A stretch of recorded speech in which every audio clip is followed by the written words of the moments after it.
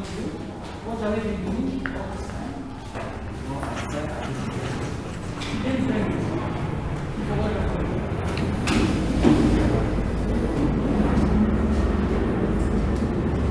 So make it look where I want to see it. The thing is, I remember putting it in my bag this morning. Okay.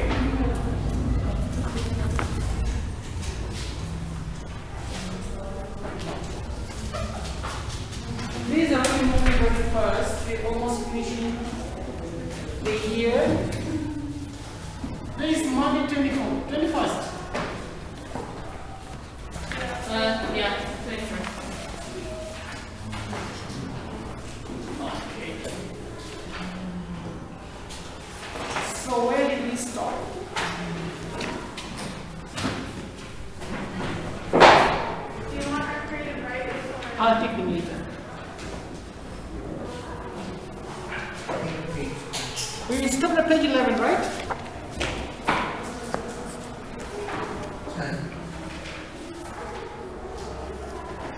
Practice your active reading skills. We learned about topic sentences. Who can remind us what's a topic sentence? As I did finish the work, I'll check it later. Yes, Mickey? A topic sentence is a sentence usually found at the beginning of the text that shows us what the text is about. Now, did you hear what Zengini said? What the penny page? The topic sentence is a sentence that starts out with a paragraph. Okay, it gives an idea of what a paragraph is about. Where do you find a topic sentence? Yes, Albert? Usually it's found at the beginning of the paragraph, but it can also be found at the end. And maybe in the middle. Yeah. So it's usually, but not always at the beginning. So in most cases, you can find it there. But it's not mandatory for it to be at the beginning. It can be in the middle. And the end is always a concluding sentence. So a concluding sentence is a summary of the whole paragraph. The topic sentence is a brief introduction or a brief overview of what the paragraph is about. But now, a concluding sentence which comes at the end gives a summary of what the paragraph is about. All in all, school is good. All in all, just summarizing everything. Okay, so that's a concluding sentence, normally at the end. Concluding sentence, normally at the end. Okay, so we learned about that. Let's talk about informative writing. And we say there are which kind of information? Factual or fictional? Factual information. Factual information. Okay.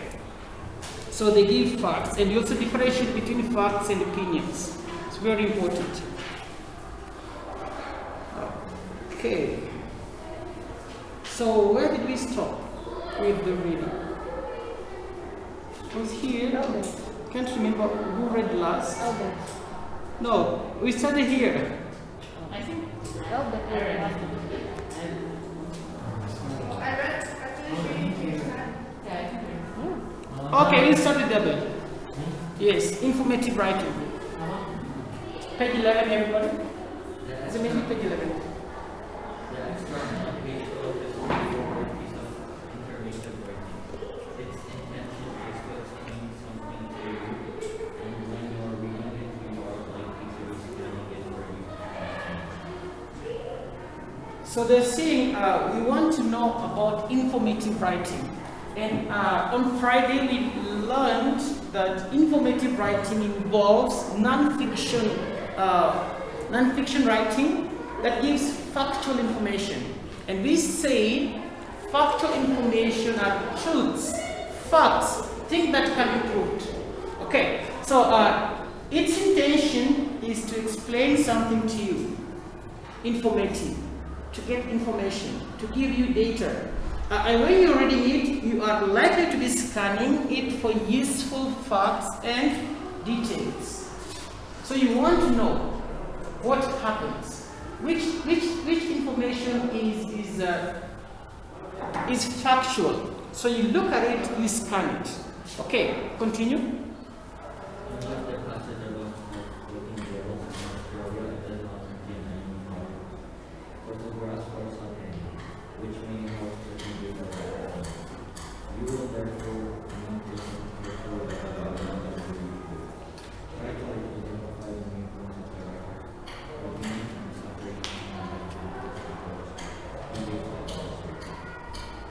So they're trying to compare this extract here, Boys Across the Sea, the extract on page 12 with the one that you read about A Whale of a Time in Oz. Okay, so they're trying to compare. So they're saying this one here, unlike the passage about sporting whales in Australia, it doesn't contain any photographs or subheadings which may help to convey the writer's meaning.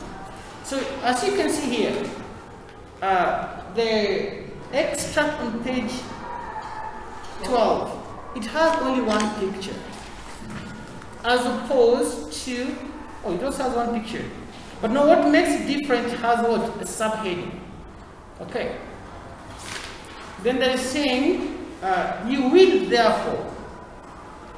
I told you, whenever you are analyzing a text, the title and the subheadings are very important. Always take note of them. Don't just look at them without paying much attention. The heading is very important. The title, the subtitles, the pictures. We learn that pictures speak 1,000 words. So always pay attention to the pictures. Okay.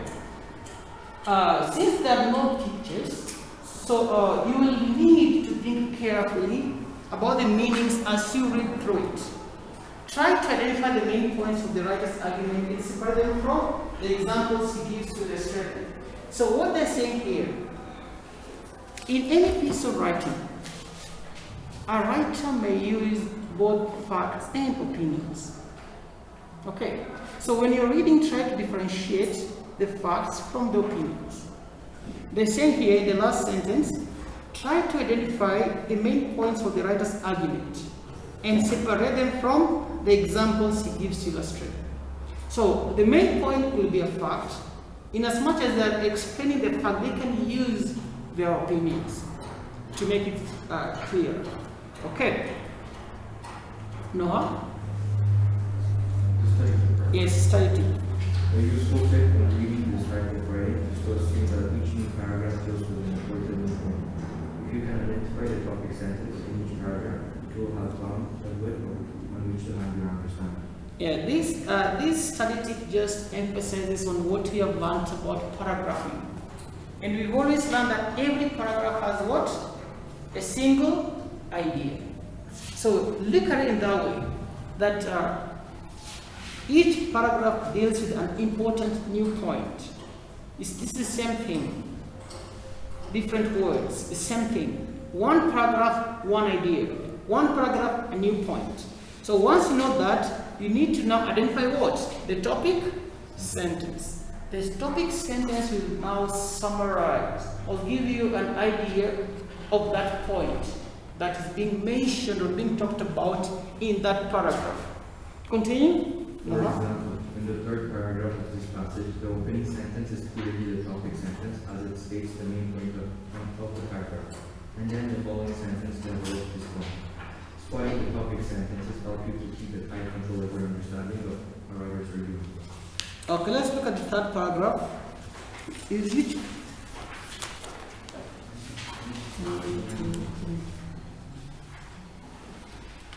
Which passage are we using?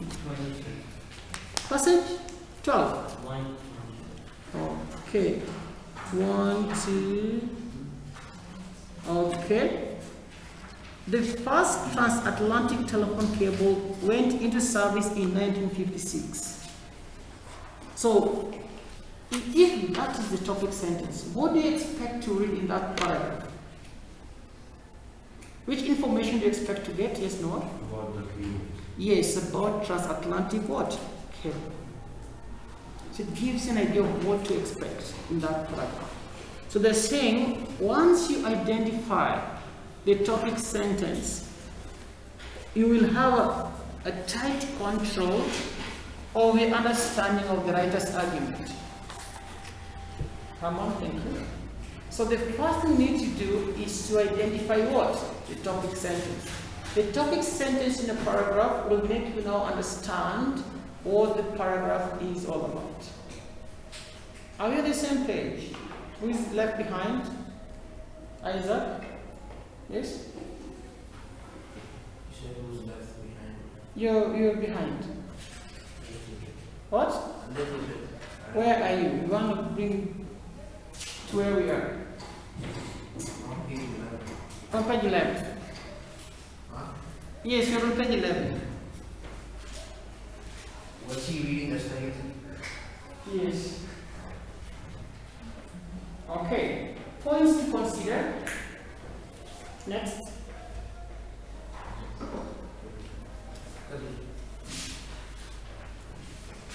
Points to consider: skim through the passage and make a note of the opening words of each paragraph. Do this, give a clear point. Do this, give a clear point to what each paragraph is about. Is the opening sentence of a paragraph in this article always the topic sentence? Have you noticed any words that the writer uses whose meaning you are not sure of? Make a note of these words, but do not worry about them. Or look at the closing sentences of paragraph 2, 3, and 4. And what way do these relate to clarify the introductory point being made in the first paragraph? Now that you've thought about the overall structure of the writer's argument, read through the whole passage carefully, and while doing so, try to make sense of the words whose meaning you are not sure of by using clues from their context. So remember, we are practicing how to actively read a passage. So they're saying, these are points to consider. Skim through the passage. And you say skimming through, you just doing what? What do you mean by skimming through? Yes, Albert?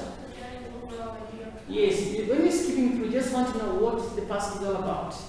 You're not looking for anything specific, you're just running your eyes through the passage. So while you're doing so, make note of the opening words of each paragraph.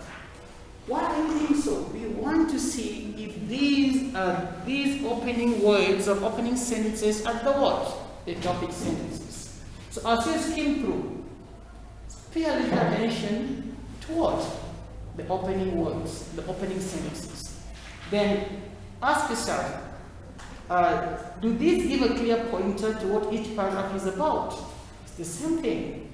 As you pay attention to the opening words, opening sentences, you try and figure out, is this the topic sentence? That's the question you ask yourself. Is the opening sentence of paragraph always the topic sentence? Same thing. You pay a little bit of attention to the first few words, the first sentence, then you try and see if it's the topic sentence. The second point, go through the text, then underline. If it's the paper, underline. If it's the textbook, write behind the exercise book the words that you find, the new words that you find. So the meaning, the new words that you can't get the meaning. So you can write them, then later you can check. Okay. Make note of these words, but don't worry about them. Sometimes you can get the meaning of a word without, you can get the meaning of a word from the context that it has been used. Okay.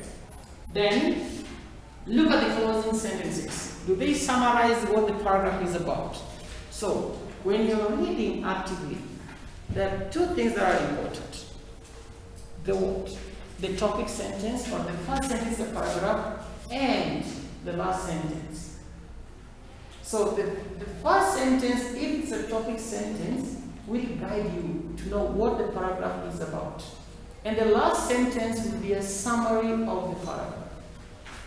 Okay, so you pay attention to the first and the last. The sentences in between are what we call supporting sentences. They support the topic sentence. Okay, so we have the topic sentence, supporting sentence, and the concluding sentence. Lastly, Now that you've thought about the overall structure of the writer's argument, read through the whole passage carefully, and while doing so, try to make sense of any words whose meaning you're not sure of by using clues from the context. That's what I just said. So you may not know the meaning of a word, but the way it has been used, you can have a rough idea of what it means. It's called contextual meaning. So you can have a rough idea of what it means just by analyzing how it has been used in a sentence. You can at least get a rough idea. Okay.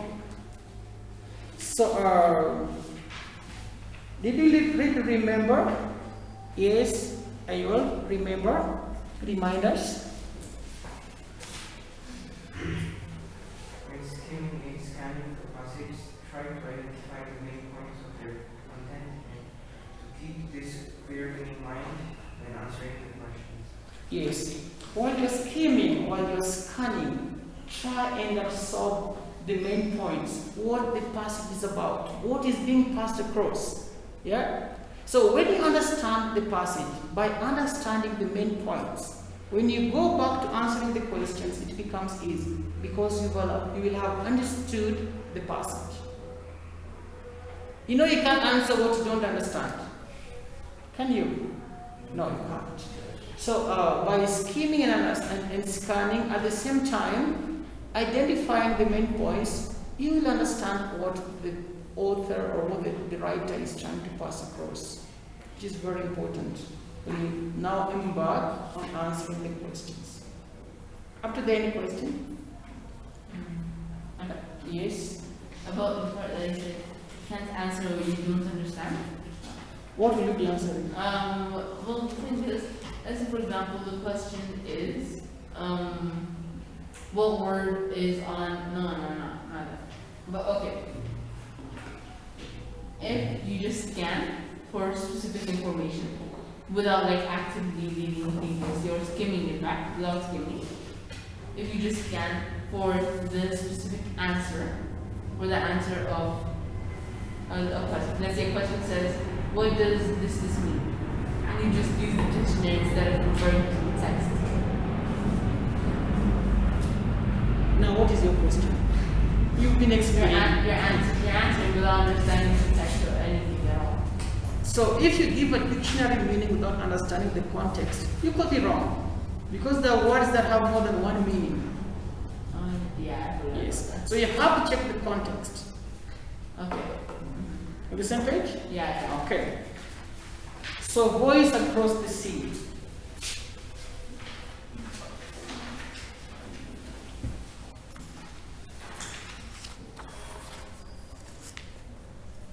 Now I want you to do this one on your own. Tomorrow you have a class, right? I don't know. No? There's a schedule on the door. Yeah, no? You don't have. We don't have? You don't have a class. So today's our last class. Wait, why? Wait, I'm I confused. don't know if you learn on class day. Wait, why don't we learn tomorrow? I'm confused. It's not What? on our schedule. It's not on the schedule. English is not on our schedule. Oh, okay. But we've really done well by the way. We're almost finishing unit 1. So this is what I want you to do. I want you to, how many minutes do you have? This is your classwork. A voice across the sea. So I want you to read it and answer question 1, 2, and 3 on page 13. For exercise 4? Exercise 4. Okay. I want you to try it on your own. Then I will help you understand how to answer such kind of questions. Or maybe I can give you an idea. So they're saying, using your own words. These are questions you will get in the exam. You will get. I can assure you. And I'm telling you for free. Questions like this will be in your exam. So the earlier you start practicing how to answer them, the better.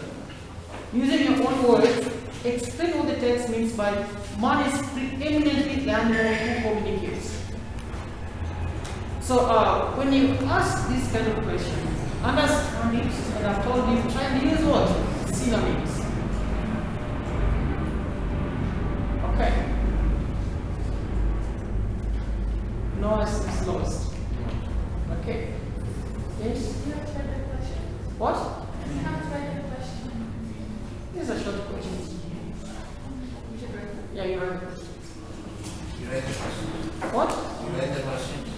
So read page 12 and answer exercise 4. The 3 questions.